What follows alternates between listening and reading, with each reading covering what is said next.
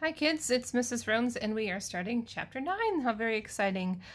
This is a radical unit and that's like the worst math pun ever. But yeah, we're going to talk about radicals. Remember that this lesson is not meant to replace attendance or attentiveness in class. These are not perfect lessons. They are not exactly what we do in class. They're just the high points that'll get you by if you were absent or if you've forgotten what you're doing, if you need a little homework help.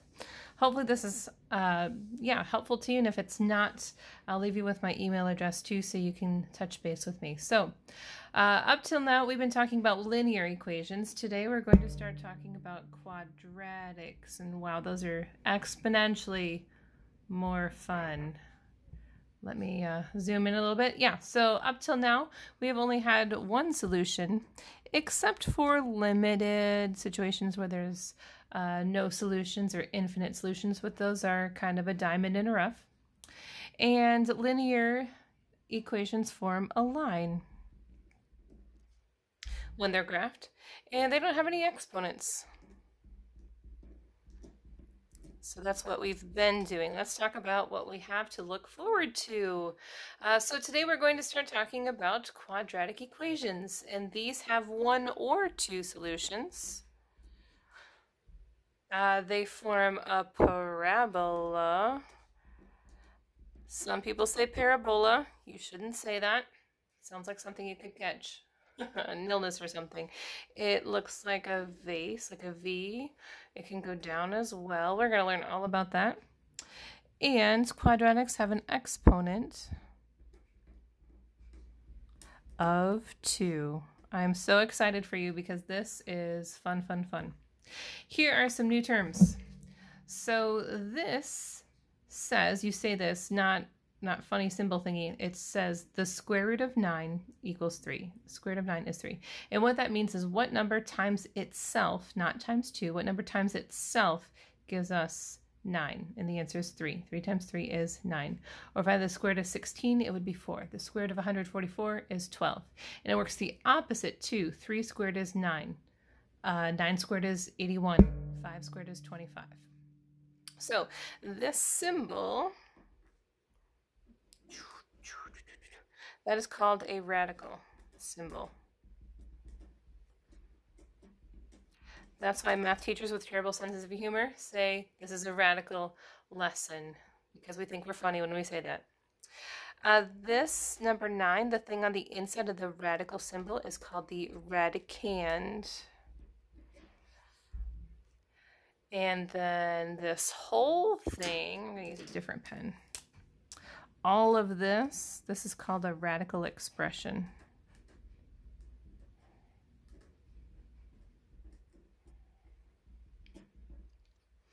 And finally, the solution is referred to as a square root.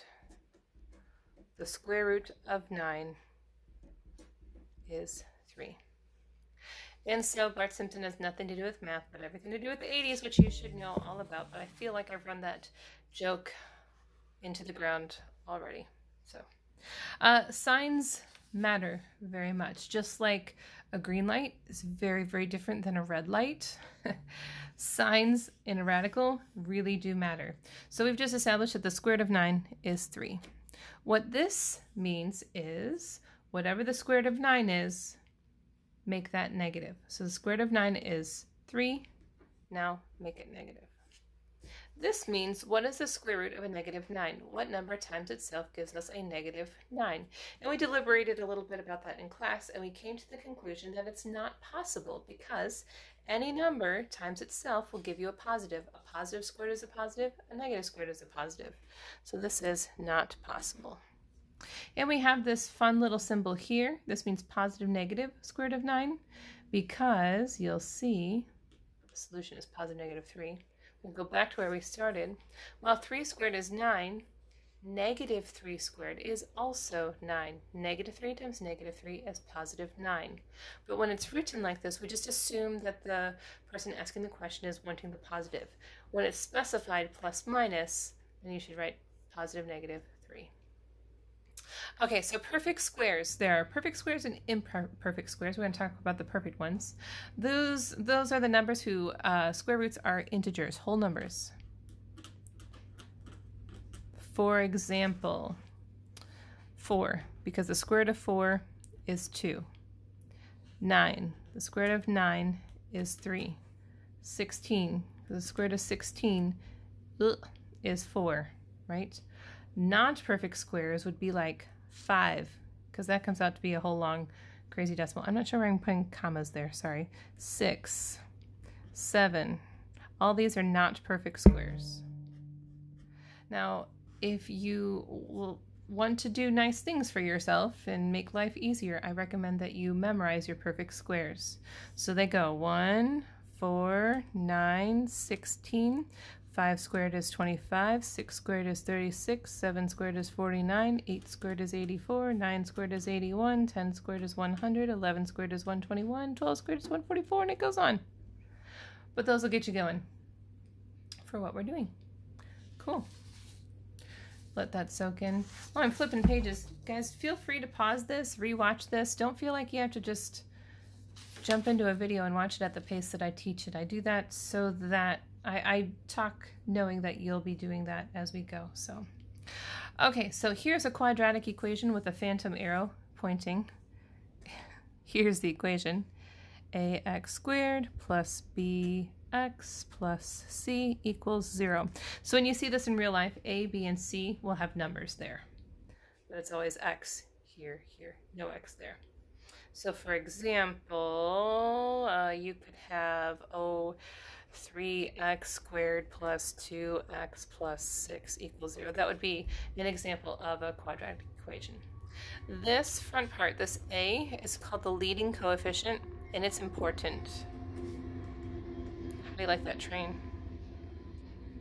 It's very important. Other characteristics of the a that will tell you about the parabola once you graph it. That's the next lesson though, so I don't want to overwhelm you with that quite yet. Okay, we can use everything we've already learned about solving equations to solve quadratic equations. In fact, you could probably figure this out without me. You're so brilliant. Let me show you this. So you have learned up to this point that you use inverse operations to isolate the variable to solve an equation. So the opposite of addition is subtraction, opposite of multiplication is division, and so forth. Well, you know, we saw on the front that finding the square root of the number is the inverse of squaring it. So for example, the square root of 25 is 5. 5 squared is 25, so they undo each other. So remember again, of course, what you do on one side of the equation, you must do to the other.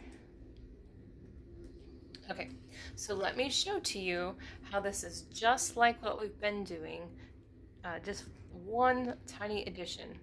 So if I have x squared equals 4, that means what number squared gives me 4? Now to show your work, you'll do a radical symbol. I typically go through the 2 to show that they cancel each other out. X equals 2. Did I skip that front? No, never mind. Okay. And if you want to be real technical about it, it would be positive 2 and negative 2. But since it's not specified in the instructions, we're just going to leave it as positive 2. Because 2 squared is 4. If I put 2 in for the x, 2 squared is 4. Again, square root of each side, x equals, now what number times itself is 5? Please don't say 2.5. I didn't say what number times 2 is 5, what number times itself. It's going to be a crazy decimal if you punch in the square root of 5. So when that happens, it's best to keep it as precise as possible as the square root of 5. Positive, negative, of course, is possible, but we're not going to do that. X equals 0. Now, please do not do positive and negative 0. That's not a thing. It's just 0. And the square root and the square root. So x equals, what do you predict? Did you say 1? I hope you didn't, because that is wrong. It is not possible to find the square root of a negative number. So that's the tiny little rule that we're adding on to the process that we've already been using. So when we're solving for x, we isolate the variable by doing inverse operations. The first thing that we should take care of is our negative 48. So we're left with 3x squared equals negative 48. Because if the question was just 3x minus 48 equals 0, you would, of course, add the 48 to each side. Or if this were 3x equals negative 48, you would have divided by 3. Divide by 3 to get x equals... Oh wait, sorry, add 48, add 48. This should be a positive 48, guys. Do you see my mistake there? Sorry, I was distracted by the train. If I had covered this up, 48 divided by 3 is 16, but it's x squared. And now I'm going to apply the rule that we learned up here. Square root, x equals 4. That means if I substitute 4 up here, 4 squared is 16 times 3 is 48 minus 48, it should balance out. And the same is true if I do negative. Negative 4 squared is also 16 times 3 is 48 minus 48 is 0. All right, let's try this last one without me. When you are ready, go ahead and push start again.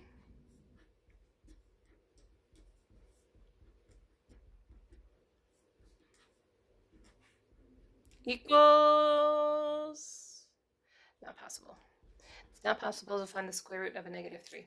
If that 3 had been positive, just hypothetically, you would write your answer as the square root of 3, not the decimal equivalent.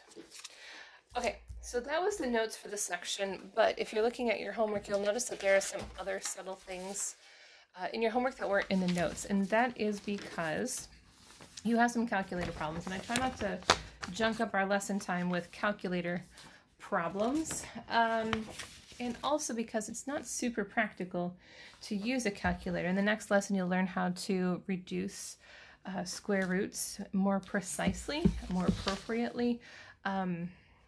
So I feel like, I mean, it's still important that you learn the process, but I guess it's just, I'm not sold on putting it in the notes. So I'll talk you through some example questions now, like what we did in class, but I'm not going to put it in the notes. So for this top section, and it should be the same for, let's see, let me flip here. Okay, for your homework, I'm on side A now. It says find all square roots of the number or write no squares or not possible. So the square root of 64 is 8, and because it says all square roots, we'll say positive and negative. What are the square roots of negative 25? There is no such thing. So we just write no solution there. It is possible to find the square root of a decimal. And I think those will come out to nice whole numbers for you if they are possible. Okay, for the next section, it says to evaluate the expression and give the exact value if possible. Otherwise, approximate to the nearest hundredth. That's 2 place values after the decimal. So, for example, the square root of 16 again is positive negative 4. What's negative the square root of 36? Now that is possible. It's the square root of 36, which is 6, and now make it negative. Now, if you were doing the square root of 32,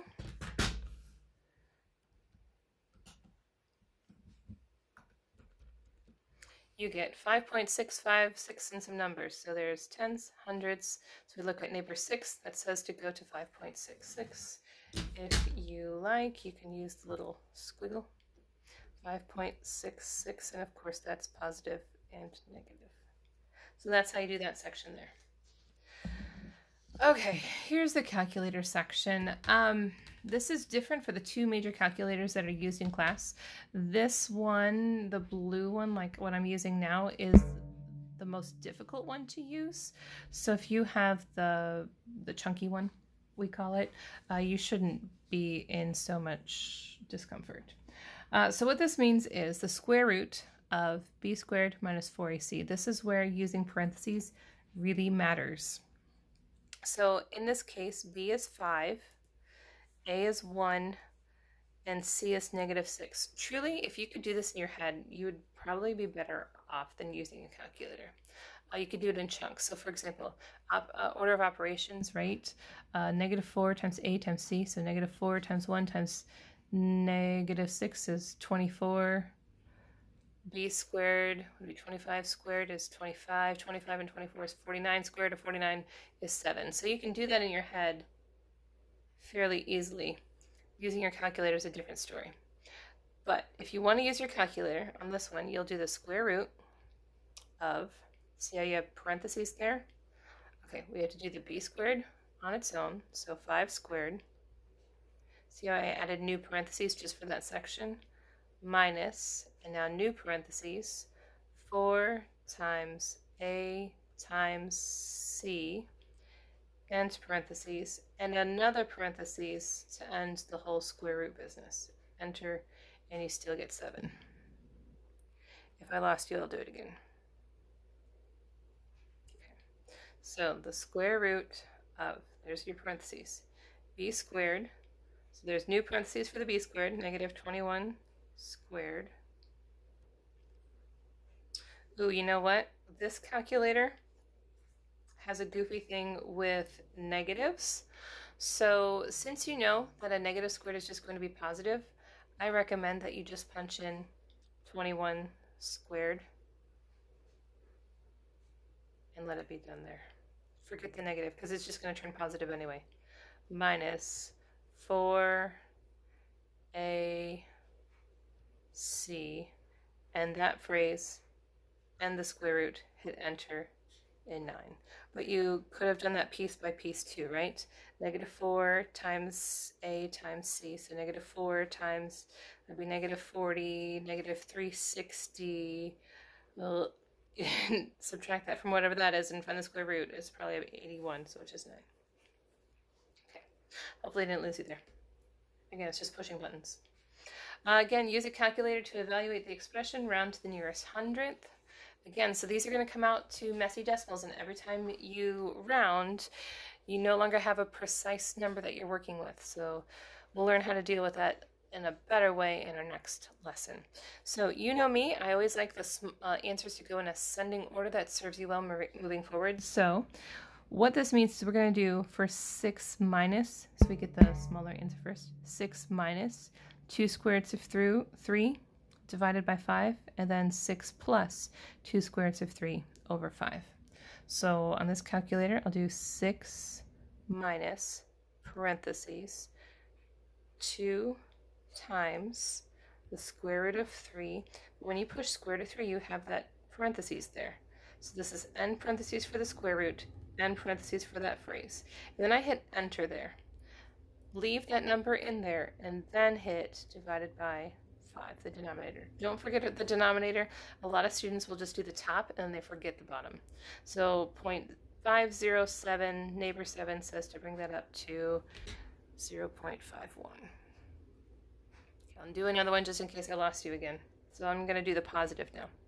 6 plus parentheses 2 times the square root, there's new parentheses there, 3, and the radical, end the expression, hit enter, then don't forget to divide by 5 to get 1.892, so 1.89.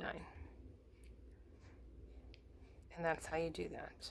I recommend going back and watching that a few times in case it went too fast for you, okay? All right, for the bottom section, you're just solving these using inverse operations. So for example, let's pick a fun one here. Inverse operations, if this were just x plus 4, you would subtract 4, x equals 12, but here it's x squared. And to eliminate that square, take the square root of each side, so x equals, square root of 12 is not a perfect square, so we're just going to leave the answer, square root of 12. It would be plus or minus, but does it say? Nope. Okay, I'm just going to put it in there just for fun. Right, guys, I hope that was helpful. If it wasn't, or if you have any lingering questions, do not at all hesitate to contact me. Happy to help. Don't be bashful. All right, guys, thanks a lot. See you tomorrow. Bye.